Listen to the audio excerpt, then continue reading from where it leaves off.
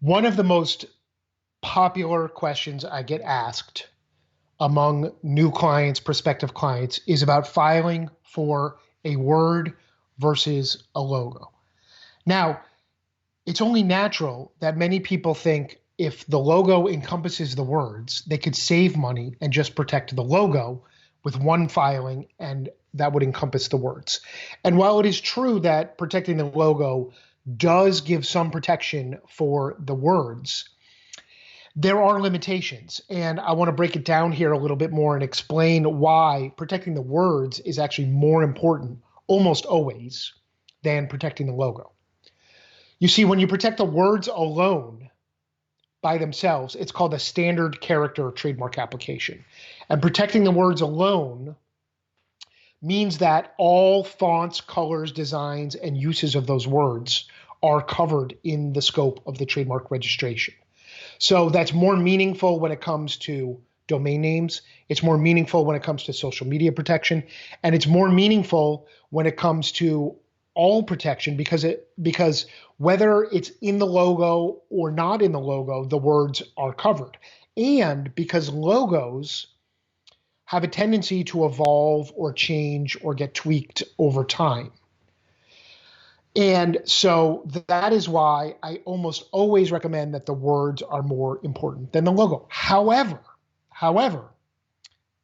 there are unique circumstances where that might not be the case. And when the logo is creative and unique and a nice design, it is valuable to protect the logo separately. So for example, the Amazon logo.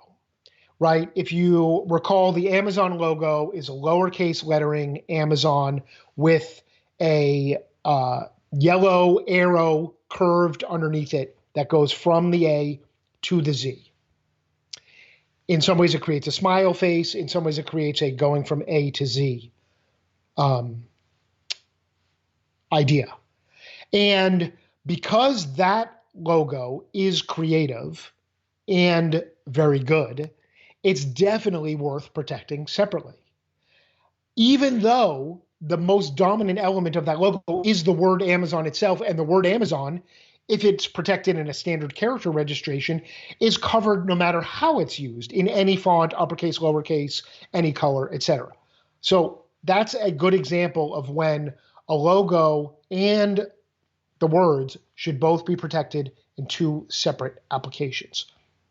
So for our clients, we're constantly providing them feedback and advice over this.